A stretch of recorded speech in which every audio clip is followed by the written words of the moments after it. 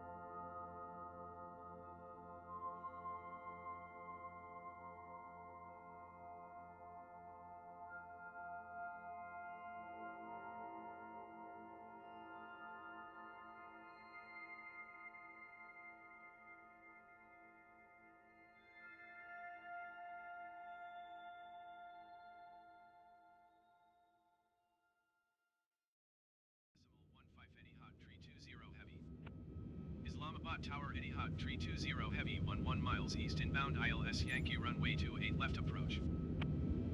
Etihad 320 Heavy Islamabad Tower. Altimeter 0.06 wind 267 at 10. Cleared ILS Yankee runway 28 left approach. Cleared ILS Yankee runway 28 left approach Etihad 320 Heavy.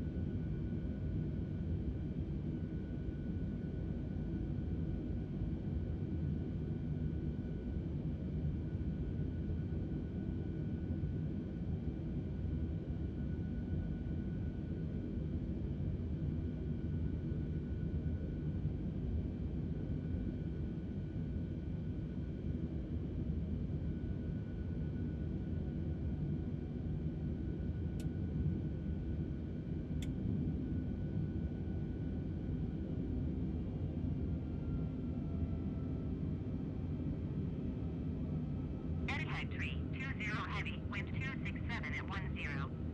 Cleared to land runway 28 left. Cleared to land runway 28 left Etihad 320 Heavy.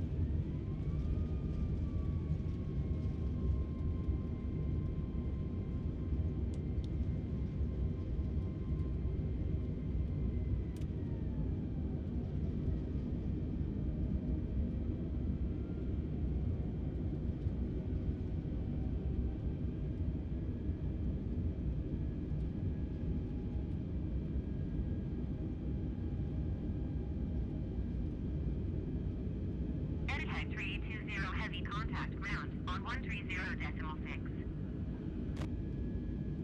130.6 Etihad 320 Heavy.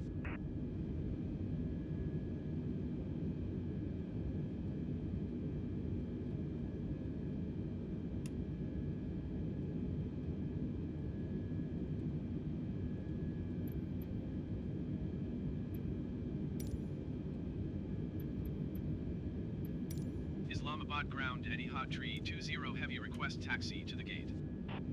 Etihad 320 Heavy taxi to gate 10 via taxiway cross runway 10 left Alpha. Taxiing to gate 10 via